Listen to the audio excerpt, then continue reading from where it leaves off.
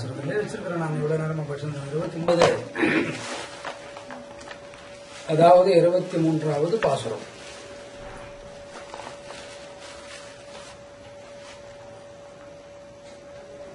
மாரி மலை நுழைஞ்சில் மன்னிப்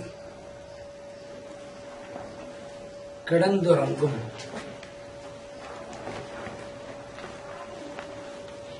இருபத்தி 23வது பாசுரம். அதாவது 22வது பாசுரத்தின் நிலையை 23வது பாசுரத்தில்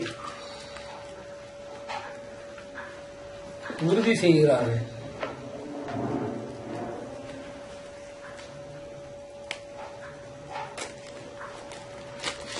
இருபத்தி 22வது பாசுரத்திலே கண்ணன் படுக்கை அறையில் இருந்து கொண்டு கண்களை திறந்தது போல்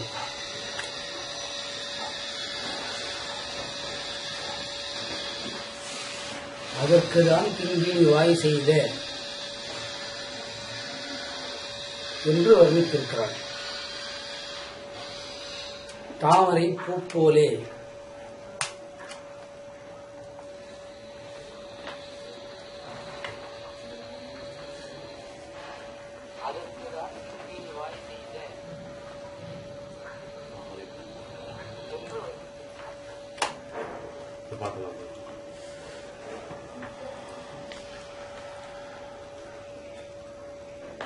கிங்கினிவாய் செய்த தாமரை பூ போலே என்று வர்ணித்திருக்கிறாள். தாமரை புஷ்பமானது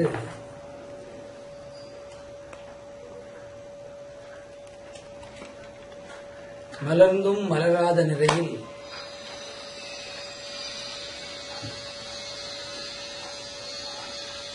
ஒப்பிட்டு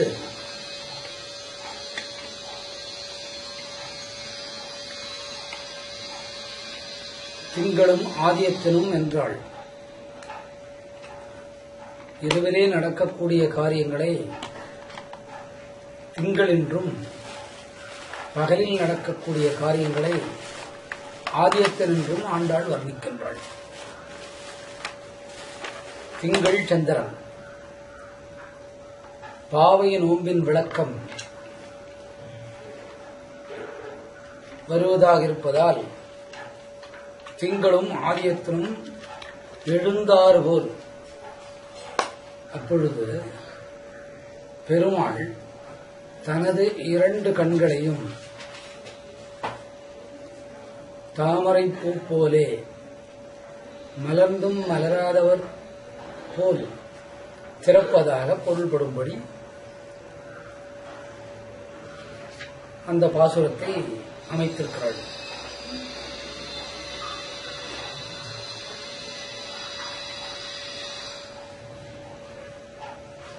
முடிவாக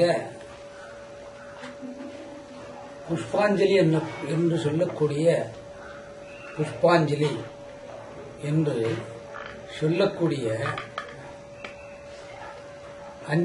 அஞ்சலியை பாதுகையில் சாத்தி திருவடி தீட்சை கேட்பதாக பொருள்படும்படி சொல்லிவிட்டார்கள்.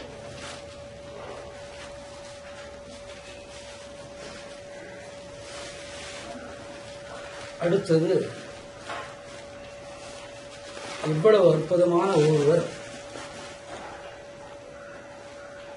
ஆதிசக்தியின் அம்சமாக இருக்குமோ என்று நினைக்கும் அளவிற்கு 21வது பாசுரத்திலே கூறிவிட்டார். 23வது பாசுரம் மாரி மலை நுழைஞ்சில் மன்னிக் கடந்துறங்கும். மாரி என்பது மழை காலத்தில்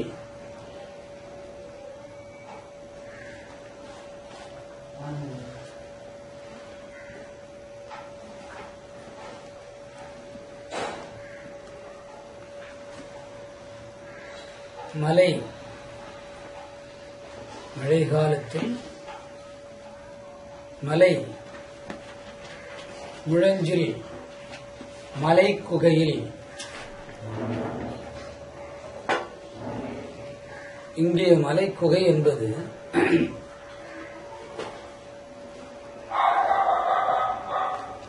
ஊரின் மண்ணின் பூமியின் நிலையை விட உயர்ந்திருக்கும் இடத்தை மலை என்கிறார்கள்.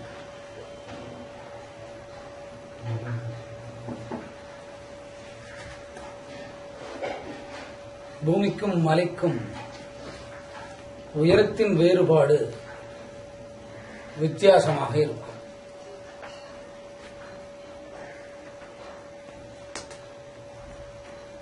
அதனால் மாறி மலை முழஞ்சில்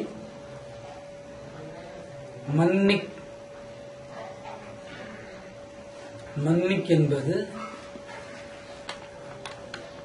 நிலையாக, மன்னிக் என்பது இதற்கு முன்னும் அதே சூழ்நிலையில் இருந்தது என்பது பொருள். இதற்கு முன்னிலும் அதே சூழ்நிலையில் இருந்தது என்பது பொருள். மன்னிக் நிலையான நிலையில் கிடந்து உறங்கும், படுக்கையில் கிடந்து உறங்கும். அதாவது மழை காலத்தில் மலை குகைகளிலே அனைத்து யோசனைகளும் விடுத்து நிலையாக படுக்கையில் படுத்து உறங்கும். ஆக யாரோ ஒருவர் படுத்து உறங்குவதாக பொருள்படுகிறது.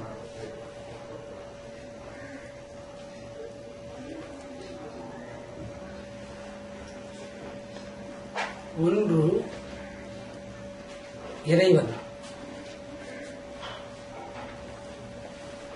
மற்றொன்று இறைவனை சேவிக்கக்கூடிய ஜீவமுக்தர்கள்.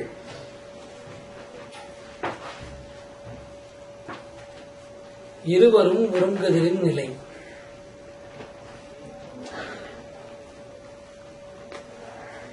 பாசுரத்தின்படி கண்ணன் உறங்குவதாகவும் அவனை எழுப்புவதாகவும் 22வது ஸ்லோகம் தனில் சூரிய சந்திரர்களுக்கு ஒப்பான கண்ணை திறந்ததாகவும் எழுந்தமர்ந்ததாகவும் புனைக்கப்பட்டிருக்கிறது. இதுபோன்று தூங்கிய இறைவனை பாசரத்து பாவைகள் எழுப்பியதாக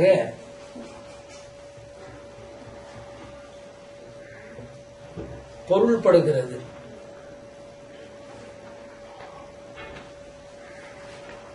சரி, மலைக்கும் மாரிக்கும் நிலைக்கும் ஏன் இந்த வரிகளை அமைத்தாள்?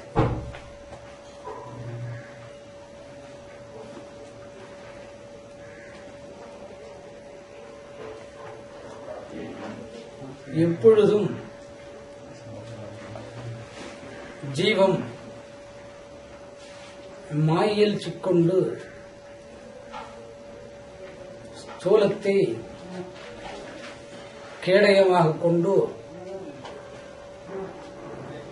அதற்குள்ளே பஞ்சபூதங்கள் உறைந்து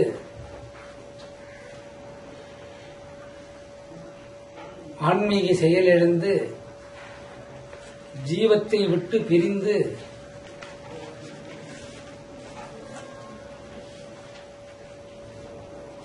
பரத்தை விட்டு பிரிந்து மாற்றும்.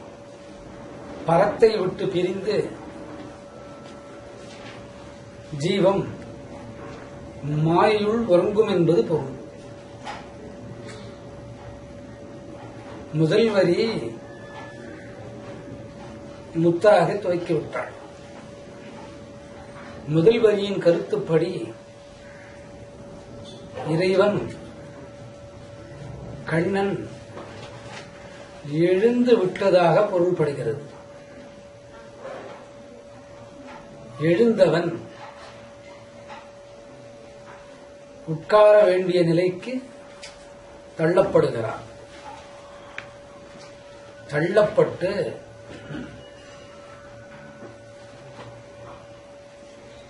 அவனை 2 கால்களை தரையில் பதிய வைத்து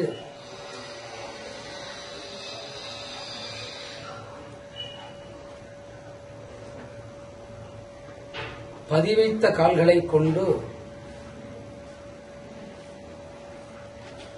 நடக்க வைத்து அந்த நடக்க வைத்த பாதத்தினை ரசிக்கக்கூடிய ஜீவன்களாகவும் சித்தரிக்கிறாள். ஆக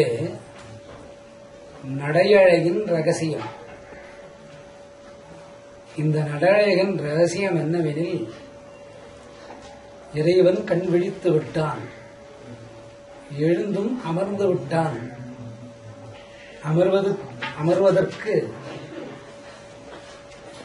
நல்ல ஒரு சிம்மாசனம் அளித்திடல் வேண்டும். சிம்மாசனத்தில் அளித்ததற்கு பின் தூங்கின இடத்தை விட்டு நடந்து வர வேண்டும். நடந்து வந்து சிம்மாசனத்தில் அமர வேண்டும் என்பது பொருள். அந்த நடையினை சித்தரிக்கிறார்கள். மழை காலத்திலே மலை குகைக்குள்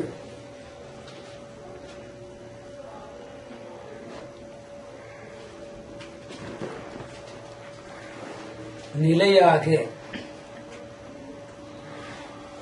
மழை ஆரம்பத்திலிருந்து மழை முடியும் வரை உள்ள காலத்தை நிலையாக மன்னி என்பது நிலையாக கிடந்துறங்கும் படுக்கையில் கிடக்கின்ற சிங்கத்தோடு ஒப்பிடுகிறார்கள்.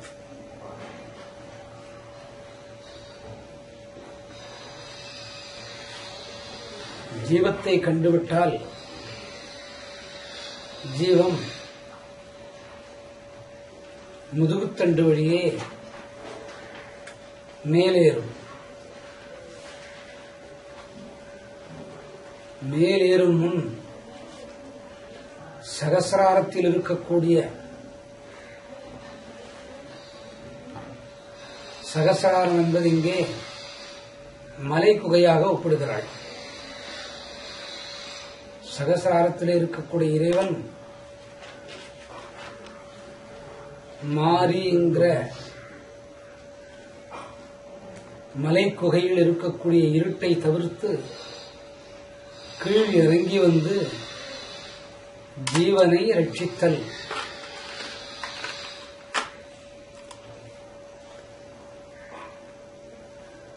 அந்த ஒப்பனையை சீரிய சிங்கம் அறிவுற்று தீவிழித்து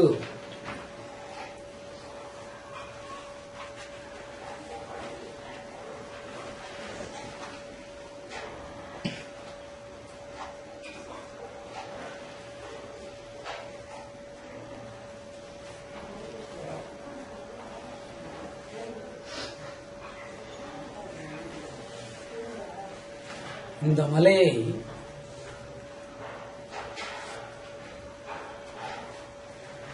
ஸ்ரீ வைகுண்டத்துக்கு உபமானமாக ஏற்றுக்கொள்ளலாம்.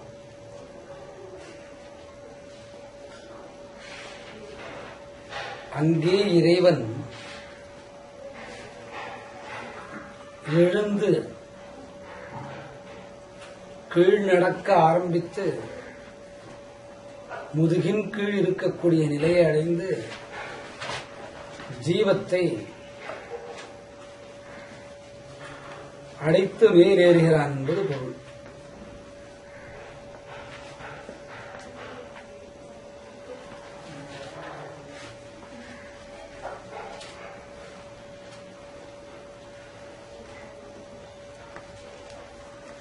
மண்ணில் கிடந்துறங்கும்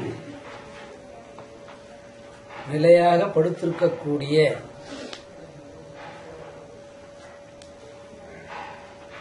சீரிய சிங்கம்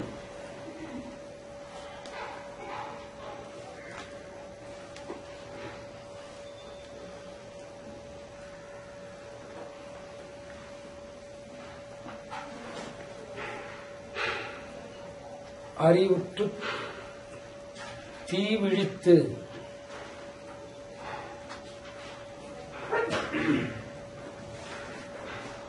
மழைக்காலம் என்ற உணர்வை அறிந்த சிங்கமானது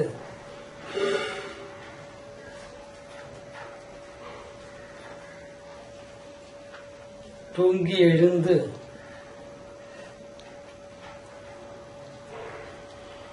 எழுந்திருக்கும்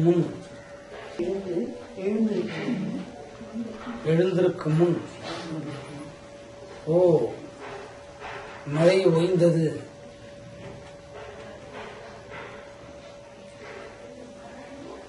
கண்களை திறக்கலாம் என்று கண்களை திறந்தது.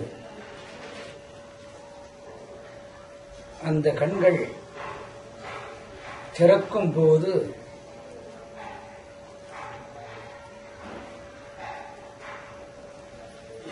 தீப்பொறிகள் கண்ணை விட்டு வெளிவந்து விழுந்தது போல் இருந்தது.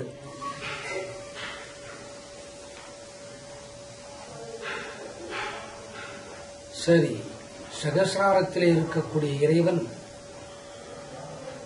ஜீவம் ஒழிக்கும் தருவாயில்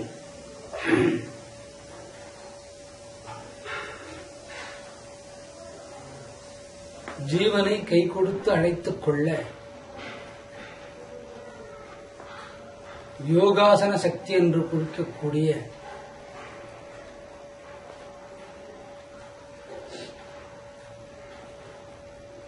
அக்னி பிரவாகத்தை வெளிப்படுத்திக் கொண்டு ஜீவத்தை தேடி வருவதாக பொருள்.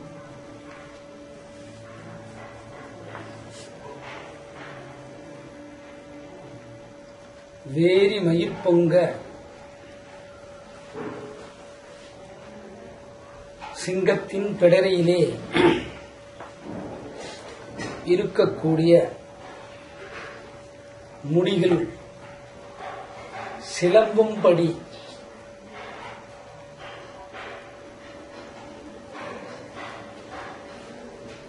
இதன் நேர்பொருள் இறைவன் சகசிராரம் எனும் மலைக்குகையில் ஜீவனை எழுப்பிட ஜோதிமயமான அக்னிஸ்வரூபத்துடன் இறங்கும் போது மனிதன் உடலிலே இருக்கக்கூடிய அத்துணை நரம்புகளும் சிலுக்கும்படியாக என்பது பொருள்.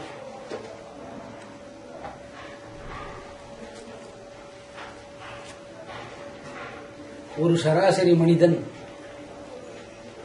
இந்த காட்சியினை தன் இல்லத்திலே கண்டால் கண்ணன் எழுந்ததாகவும் எழுந்து அமர்ந்ததாகவும் அவருடைய கண்ணால் பக்தனை கண்டது போல் ஒரு காட்சியினை கண்டிட்டால் அவனது நரம்பு மண்டலங்கள் எவ்வளே இருக்கும்.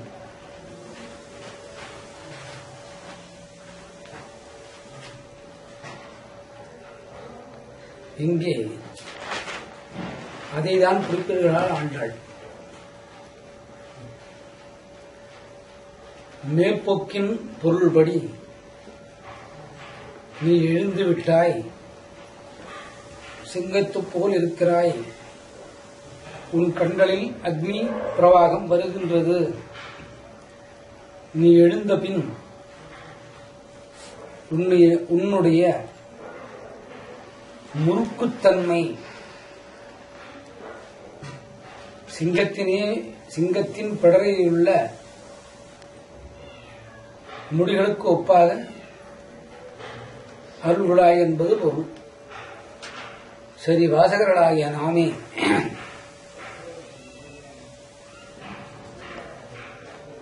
ஆண்டாளாக மாறி, வாசகர்களாகிய நாம் ஆணோ பெண்ணோ ஆண்டாளாக மாறி இறைவன் இவ்வண்ணம் எழுந்து தன் கண்களை திறந்து அமர்ந்த நிலையில் இருந்து அவன் கண்களால் நம்மை நோக்கின் நம்முடைய நாடி நரம்புகள் எவ்வண்ணம் அசையும். நாடி நரம்புகள் வேகமின்றி அசைந்தால் உயிர் பறந்துவிடும். ஆனால் இங்கே உயிர் போகக்கூடிய சாத்தியக்கூறுகள் இல்லை. காரணம் என்னவெனில் பக்தனும் பகவானும் சந்திக்கக்கூடிய மூலப்பிரகிருதி இதுதான்.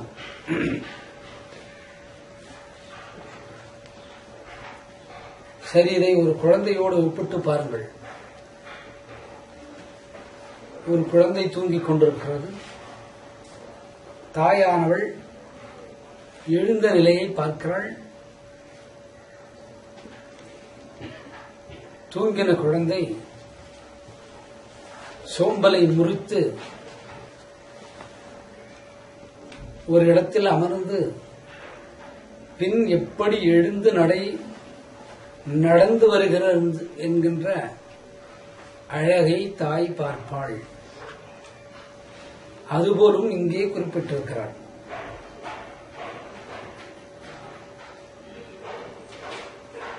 இறைவனை நிலையை மலைக்குகையில் மழைக்காலத்தில் தூங்கி மழை முடிந்து பின் எழுந்த சிங்கத்தையும் அதன் கண்களையும் எழுந்து நின்று சிலுப்பும் பொழுது அதன் பிடரி முடிகள் எதுவண்ணம் சிலுப்பும் என்பதை ஒப்பனையாக அம்பாள் குறிப்பிடுகிறார்.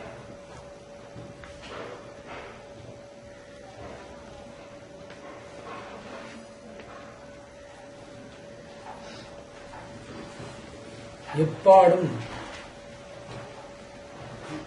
பேர்ந்துதறி எல்லா அவயங்களையும்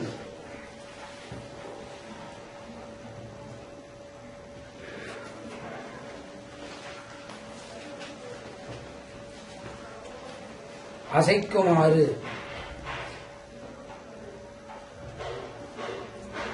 அசைய செய்யுமாறு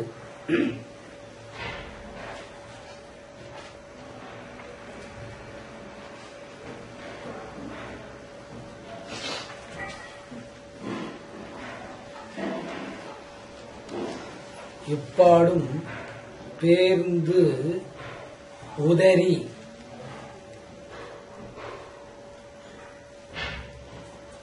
இந்த பிரிப்பினை சேர்ப்போமானால் எப்பாடும் பேர்ந்துதறி என்று வரும்.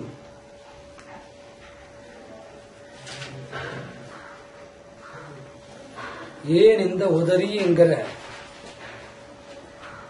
ஒரு சொல்லை ஆண்டாள் இங்கே சேர்த்திருக்க வேண்டும்? இறைவனின் தரிசனத்தை காணும்போது மாயில் அகப்பட்ட மனிதனின் சில நரம்புகள் வேலை செய்யாது, இரத்த ஓட்டமே இன்றி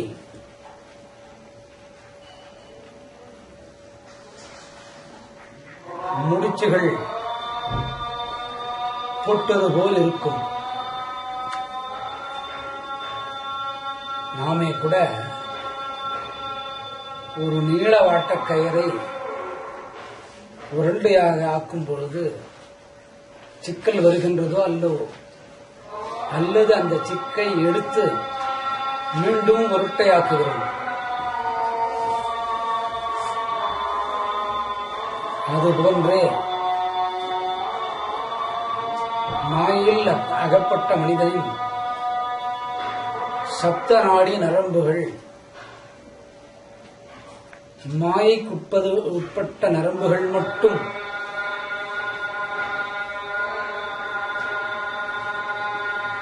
இயற்கையாக வேலை செய்து கொண்டிருக்கும்.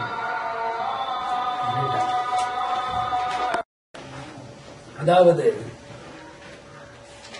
ஞானத்தின் நரம்புகள் செயலிழப்பு தன்மையில் இருக்கும். அந்த நரம்புகளை இறைவனின் கருணையால் மனித ஸ்தூலத்தை தட்டி எழுப்பி ஸ்தூலத்திலே இருக்கக்கூடிய சப்த நாடி யோகினி நரம்புகளை விழிப்படைய செய்கிறான் என்பது பொருள். அவன் உடம்பை உதறினால்தான் எவரின் யோகினி நரம்புகள் வேலை செய்யும். இவன் உடம்பை உதறினால் உயிர் பறந்து போகும். ஆண்டாள் சாதாரணமான பெண்ணல்ல, மாரி என்று துவக்கியிருக்கிறாள். இந்த மாரியின் மற்றொரு பொருள் இருக்கிறது. மாரி என்பது நீர் பொருள், மழையை குறிக்கின்றது. ஏன் அந்த மழை பிரளயமாக மாறக்கூடாதோ? பிரளயத்தின் சூழ்நிலையில் நீரால் எல்லா இடங்களும் நிரப்பப்படும் என்பது பொருள். நீரால் நிரப்பப்பட்டால் அந்த நீரின் மேல் நடக்க வல்லவனும் படுக்க வல்லவனும்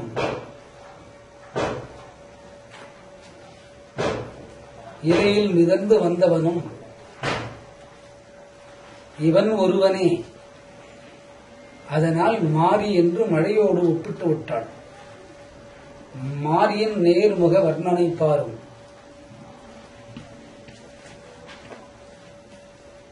உலகம் எப்பொழுது வேண்டுமானாலும் பிரளயம் என்ற நீருக்குள் மூழ்கிவிடலாம்.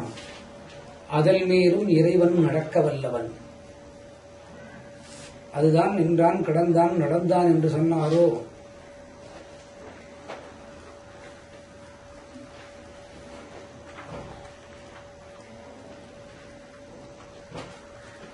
சீரிய சிங்கம் என்று சொல்லிவிட்டாள். ஏன் சொல்லியிருக்கக்கூடும்? காரணம் உண்டு. நரசிங்க அவதாரத்தில் லட்சுமி நரசிங்கியாக இருந்தவள் இவள்தான். நரசிங்க அவதார காலத்திலே லட்சுமி நரசிங்கியாக இருந்தவள் இவள்தான். இந்த லட்சுமி தான் எம்பெருமானின் மடியில் அமர்ந்து அவன் கோரைப்பல்லும் அவன் கோரை பல்லிலே தொங்கிய இரத்தக் குடலையும் கண்டிட்டவள். அங்கே பயப்படாதவள். அவன் மடியில் இருந்து காற்றியதனை கண்டவள். லட்சுமி நரசிம்மன் ஆயிற்றே இந்த பெண். நினைவின்படியே சீரிய சிங்கம் என்று எழுதியிருக்கிறாள். இந்த சீரிய சிங்கம் யாரை கொன்றது? பிரகலாதனின் தந்தையை, இரண்யனை. இதை யார் கண்டது? மகாலட்சுமி தான் கண்டாள். ஆகவே இங்கு சீரிய சிங்கம் என்றும் வரைத்து விட்டாள்.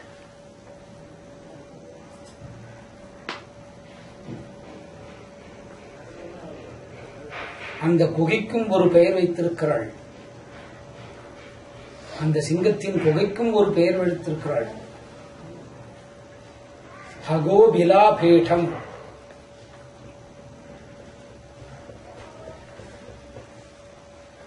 சமஸ்கிருதம் படித்தவள் ஆண்டாள்.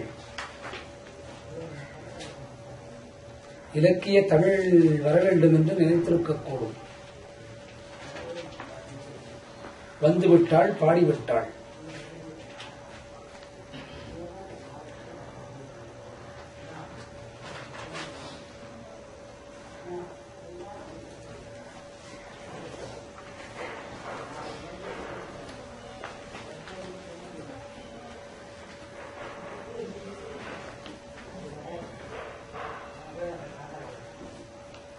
சரி,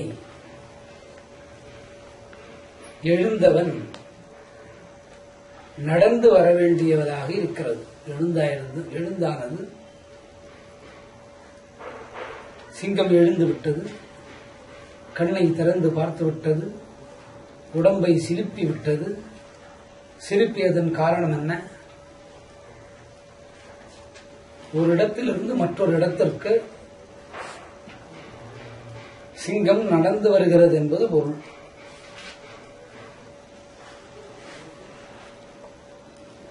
மூறி நிமிர்ந்து முழங்கி புறப்பட்டு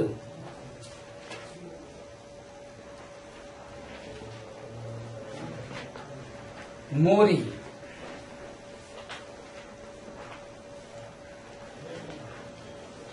கர்ஜனை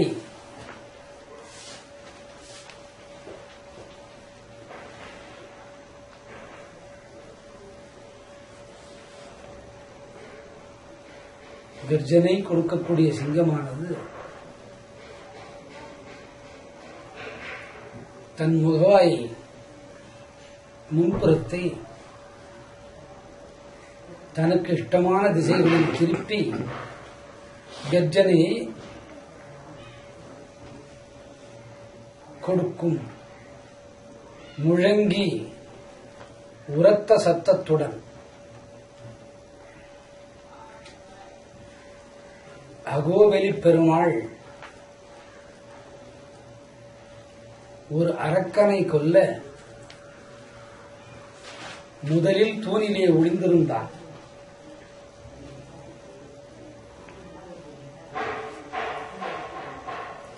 அந்த தூண் தான் இங்கே குகை. எங்கே அரி என்று கேட்டான். அவ்வளவுதான். அண்டபிண்டம் அலரும் அளவு சிங்கத்தின் கர்ஜனை.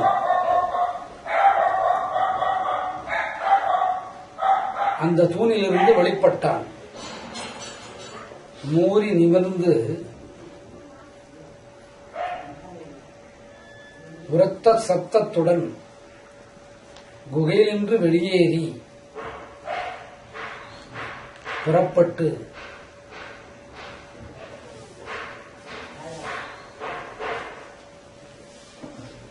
போதருமா போலே நீ போதருமா போலே நீ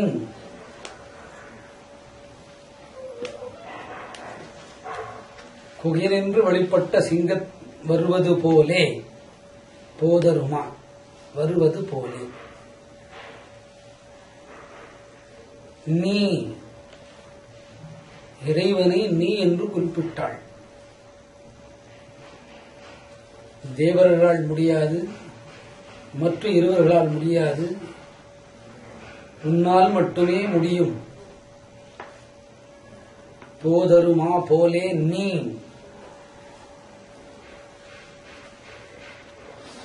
பூவை பூ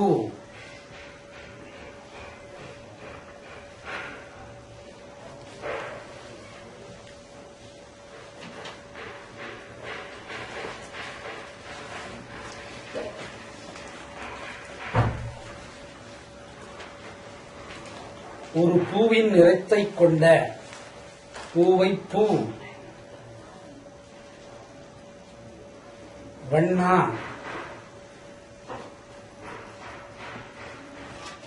அதாவது எழுந்தாகிவிட்டது, எழுந்து வந்து உன் நடையோடு எழுந்து வந்து உன் நடையோடு அழகையும் காட்டி உன் நடையின் அழகை நாங்கள் காண வேண்டும்.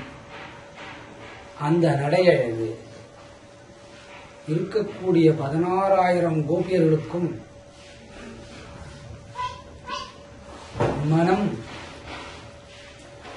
இலகுவது போல் இருக்க வேண்டும். அந்த நடையழகை நாங்கள் கேட்கின்றோம்.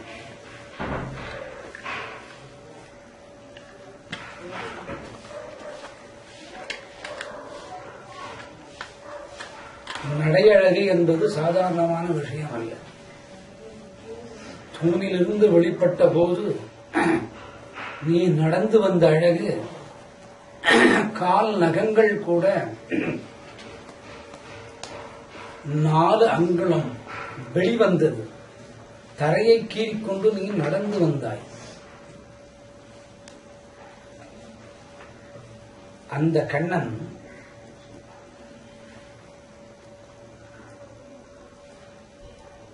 பூவை பூ வண்ணானாக இருக்கின்றாய்.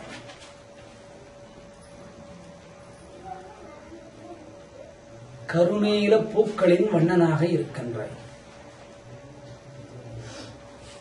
அதுபோன்ற நடையழகு இப்பொழுது தேவையில்லை. ஒரு பெண் போல் உனது நடையழகை நாங்கள் பார்க்க விரும்பவில்லை. நீ நடக்கக்கூடிய நடையழகை நாங்கள் காண வேண்டும்.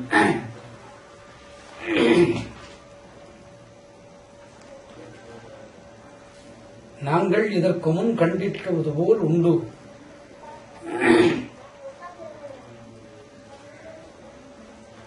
ராமாவதாரத்தில்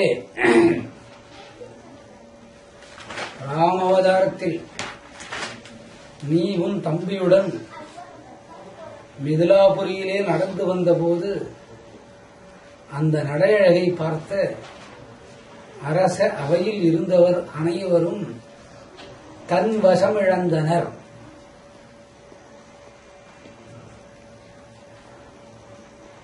உன் நடையழகை கண்டே ஜனகன் கூட இவன் மனிதனில்லை என்று தீர்மானித்தான். இவன் மனிதனில்லை என்று தீர்மானித்தான்.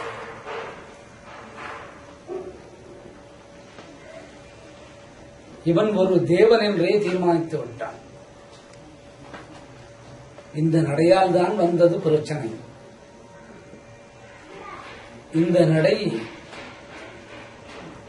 வெற்றி நடை. போரிலே ஏற்பட்ட ஜெயத்தினால் வந்த நடை. அதனால் இதற்கு வீர நடை என்று பெயர். இந்த வீர நடை நீ நடந்தது உண்மைதான். அப்பொழுது ராமன், இந்த ராமன் நடந்த வீர நடையால் முதுகுக்கு பின் உள்ள சதைகள் எல்லாம் கழுத்து வரையில் மேல் சென்று புஜங்கள் தூக்கினது போல்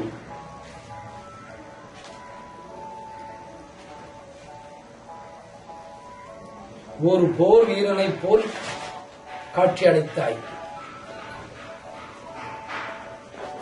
இந்த காட்சியில் மயங்கியவள்தான்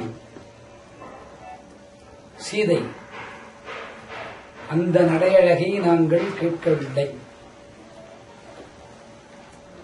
சரி, அது போகட்டும். ஒரு 16 லட்சம் பசுக்களை காப்பாற்ற வேண்டி குனிந்து தரையிலே 2 கால்களை பதித்து குனிந்து கோவர்தனகிரியை தூக்கி நின்றாய். அப்பொழுது உன் பாதத்தின் அழகு எப்படி இருக்கும்? அதை கூட இப்போது நாங்கள் கேட்கவில்லை. எழுந்திருந்த நீ உன் கோயில் உன் கோயில் நின்றிங்குணே போந்தருளிக் கோப்புடைய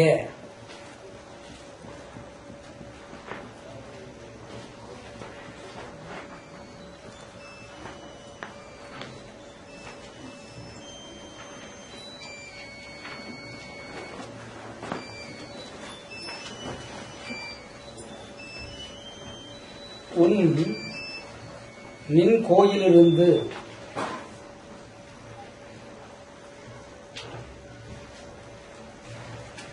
நின்றிங்குணே ஒரு மணிமண்டபத்தில் ஒரு ஆசனம் இருக்கின்றது. அந்த ஆசனத்தில் 4 கால்களும் சிங்கத்தின் விரல் போல் பதிக்கப்பட்டிருக்கிறது. அதன் கைப்பிடிகள் சிங்கங்களாக அமைக்கப்பட்டிருக்கிறது. அதில் தேவர்களெல்லாம் நவர்த்தனமாக உள்புகுந்து மின்னுகின்றார்கள். நீ எழுந்த இடத்திலிருந்து நீயும் அழகாக இருக்கின்றாய், அந்த சிம்மாசனமும் அழகாக இருக்கின்றது. நீ எழுந்தாய். எழுந்த இடத்திற்கு அருகில் ஒரு மணிமண்டபம் உண்டு. அந்த மணிமண்டபத்திலே ஒரு சிங்கமுகம், சிங்க கால்கள் பதித்த, சிங்க கைப்பிடிகள் பதித்த, நவரத்தினங்கள் இழையோடிய சிங்காசனத்தில் அமர்ந்து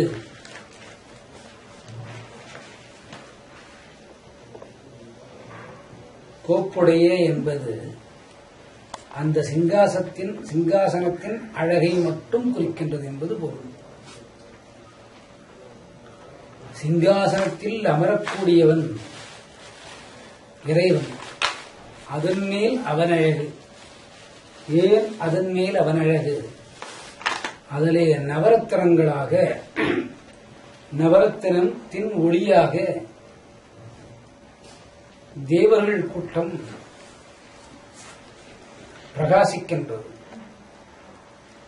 இறைவனை அங்கே 1000 படி கோபியர்கள் எழுந்தருளப் பண்ணுகிறார்கள்.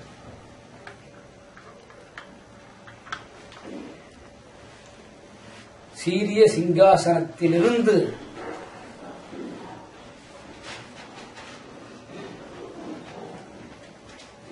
அந்த அழகான சிம்மாசனத்தில் அமர்ந்து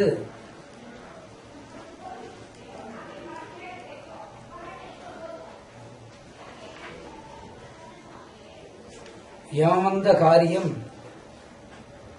ஆராய்ந்த அருளேலோ ரம்பாவாய். நாங்கள் வேறு கதியின்று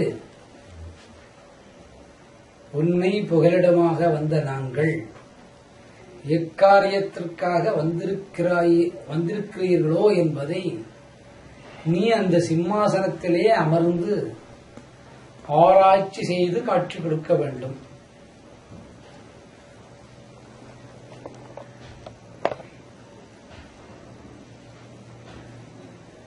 ஆராய்ந்து காட்சி கொடுக்க வேண்டும் என்பது கிருபையை உடனே அளித்தர வேண்டும் என்பது.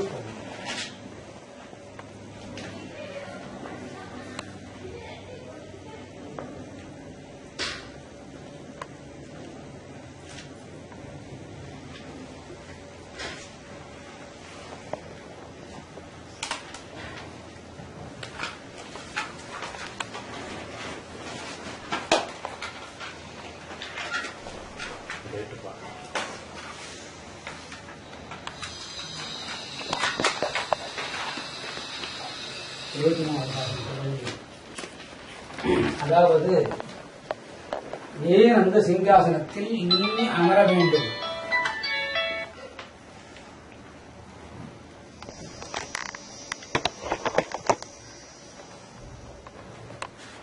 எங்கள் குறைகளை கண்டுபிடிப்பாய். எங்கிருந்து வந்தவன்?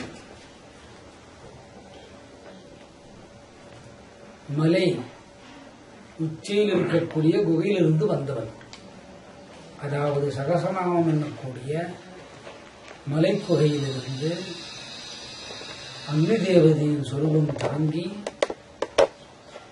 புதத்திலே இருக்கக்கூடிய சிம்மாசனத்தில் அமர்ந்து, இங்கே சிம்மாசனம் என்பது மனிதனின் முதுகுத்தண்டு கீழ் இருக்கக்கூடக்கூடிய புதநாதத்தின் சத்தமே சிம்மாசனம். அங்கே இறைவன் எழுந்தருளப் பண்ணி இடை பிங்களையை பிரித்து சுடுமனையில் ஓடி அவர்களின் குறைகளை தீர்த்து யோக சித்தியை செய்ய வைத்து யோக சித்தி அடைந்தவர்களின் தகுதிகளை ஆராய்ந்து அந்த தகுதிகளை விசாரித்து இவர்கள் என்ன கோருகிறாள்? பார்க்கடலா, வைகுந்தமா, பரமபதமா? பார்க்கடல் கூட பிரளய காலத்திலே அனைத்து உலகிலும் பரவியிருக்கும். வைகுந்தம் அப்பொழுதும் இருக்கும். அதை யாரும் அழிக்க இயலாது. அங்குதான் அவன் பஞ்சனை கொள்ள வேண்டியது. எதற்கு பின் எத்தனையோ லட்சங்கள் வருடம் தியானத்தில் இருந்த பின் மீண்டும் பத்ம அனந்த சயனத்திலே பள்ளி கொண்டிருக்கக்கூடிய இடம் வைகுந்தம். அடுத்தது பரமபதம். இவைகளை பிரித்து விசாரணை செய்து எங்களுக்கு தத்துவ ரீதியாக ஆராய்ந்து அருள் செய்ய வேண்டும் என்று இறைவனை கேட்டுக்கொள்வதாக பாசுரம் அமைந்துள்ளது. இதுதான் இந்த பாசுரத்தின் உள்நோக்கு.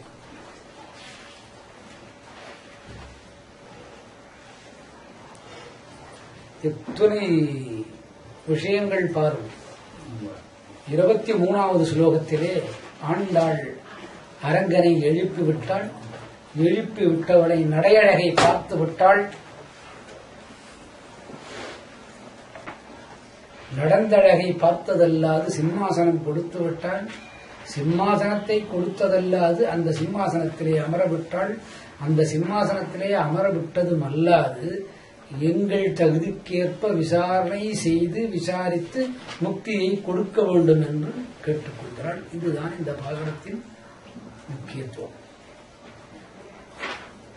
எத்தனை இன்பமயமானது! மார்கழிதனில் வைகுந்தம் புகுவோம் என்பது இந்த பாசுரத்திலே உண்மையாகிறது. வைகுந்தம் புக வேண்டில் 15 நாட்கள் காலையில் எழுந்திருக்க வேண்டுமது முக்கியம்.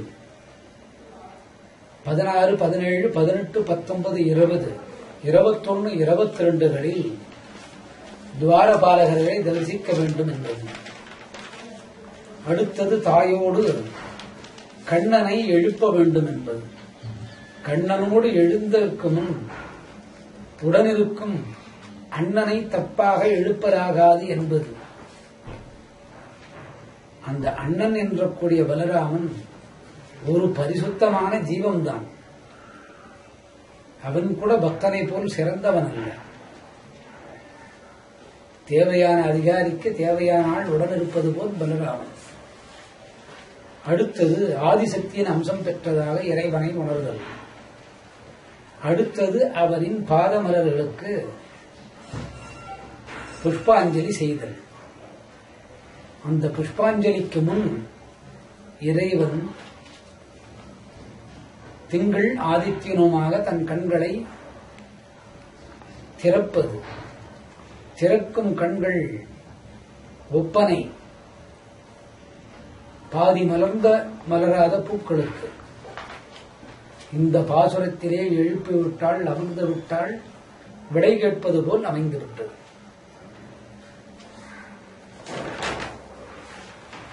இந்த பாசுரத்தில் உஷ்ண சம்பந்தமான வியாதிகள் குறையும்.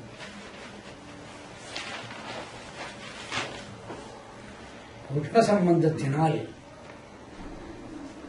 இரத்தத்தின் திரவ நிலை அடர்த்தியாக கூடும்.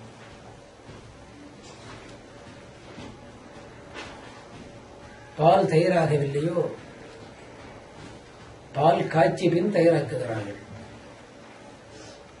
அதுபோல் உஷ்ணத்தினால் வரக்கூடிய நோய்கள் சேரும். உஷ்ணத்தின் நிலை அதிகமாக இருப்பின் கொதுத்தின் வாயில் மலச்சிக்கல் ஏற்படும். என்ன ஒரு ஆபரேஷன் பண்ணாங்க? என்ன மூலம் மூலம் என்ற பௌத்திர நோய்கள் விலகும். பௌத்திரம் என்று சொல்லக்கூடிய வயிறு வீக்க நோய்கள் குணமாகும்.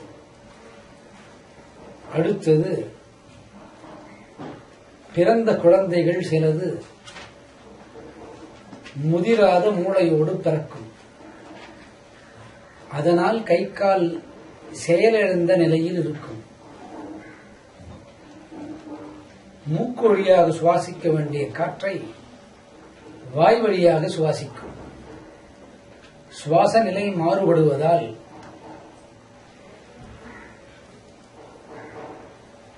இந்த குழந்தையின் வளர்ச்சியும் அறிவுத்திறமும் குறையும். திறமையும் குறையும். இது போன்ற வியாதிகள் குறையும் இந்த பாசனத்தினால். 48 வயதிற்கு மேல் ஆணோ பெண்ணோ கை கால் செயலிழப்பு நோய்கள் இருப்பின் மருத்துவ மூலமாகவும் பாசனத்தின் மூலமாகவும் சீராகும். அடுத்தது மன உளைச்சலால் ஏற்படக்கூடிய உஷ்ணத்தினால் மூளையில் பதிகின்ற நினைவாற்றலின் வழியாக உடலில் கை கால்கள் மறுத்து போகக்கூடும். அதுபோன்ற வியாதிகள் சீராகும்.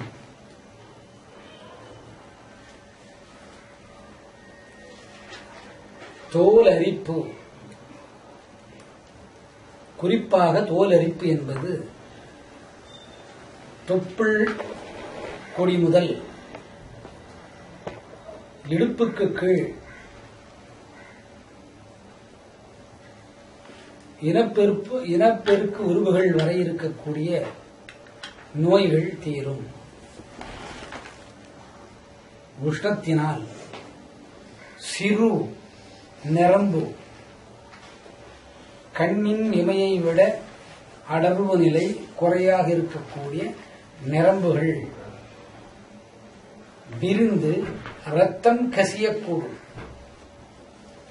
அந்த கசிவு உடலுக்கு உள்பாகம் நடக்கும். 1 மூளையில், 2 இருதயத்தில், 3 நுரையீரலில், 4 கர்ப்பப்பையின் மேல் வரக்கூடிய நரம்பு மண்டலங்கள். கர்ப்பப்பையின் மேல் வட்டத்தில் வரக்கூடிய நரம்பு மண்டலங்களில் ஏற்படக்கூடிய குறைகள் நீங்கும். அந்த இரத்த கசிவுகள் சீராகும். கர்ப்பப்பையில் மேல் நரம்பு மண்டலங்கள் வருமா? வரும். ஏன் வரவேண்டியது? இதன் வேகமும் வேலையும் கர்ப்பப்பையில் குழந்தை கருவாக நின்றபோது வெளியிலே இருக்கக்கூடிய அதிர்வு நிலைகளையும் இயற்கையின் அதிர்வு நிலைகளையும் மின்னல் போன்ற அதிர்வு நிலைகளையும் தாங்கிப் பிடிப்பது இதுதான்.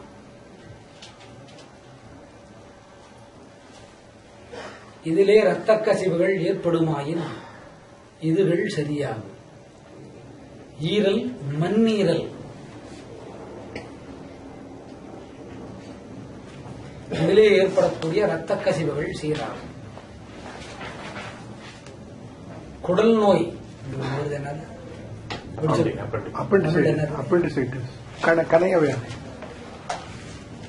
அதிகமான குடல் வளர்ச்சிகள் ஏற்பட்டு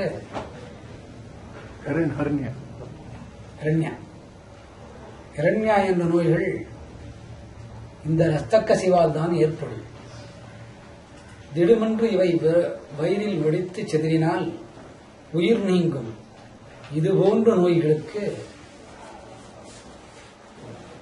இந்த சிங்கமுகத்து அரசன் அகோபலி வாய் வழியாக காட்சி கொடுத்து நோய்களை தீர்ப்பார். மீண்டும் 24வது ஸ்லோகத்துக்கு செல்வோம். 24வது பாசுரம்.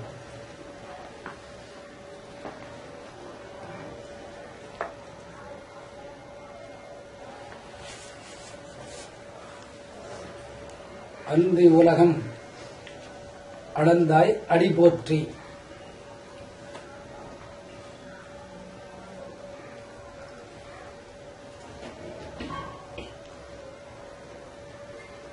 எப்பொழுதோ ஒரு நாள் எங்கோ ஒரு இடத்தில்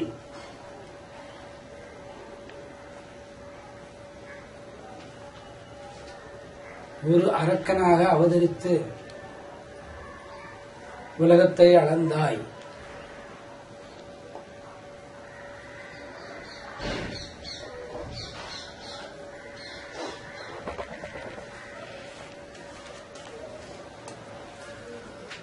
அளந்தவன் அரக்கனால் தான் அளந்தான். வாமனன் அரக்கனுக்கு கூட பக்தி இருந்திருக்கிறது, தர்ம சிந்தனை இருந்திருக்கின்றது. அவன் சிந்தனைப்படி வாமனனாக வந்து உலகத்தை என்றோ அளந்தான். இன்று வரை அந்த உலகம் அவன் புகழை பாடுகின்றது. இன்று வரை இந்த உலகம் அவன் புகழை பாடுகின்றது.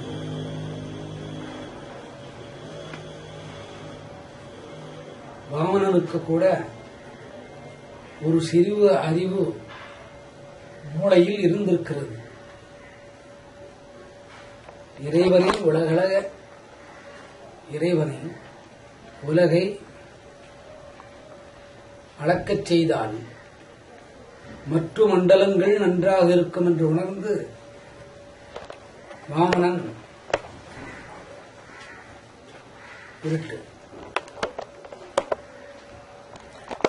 உலகை அளக்க வைத்தான்.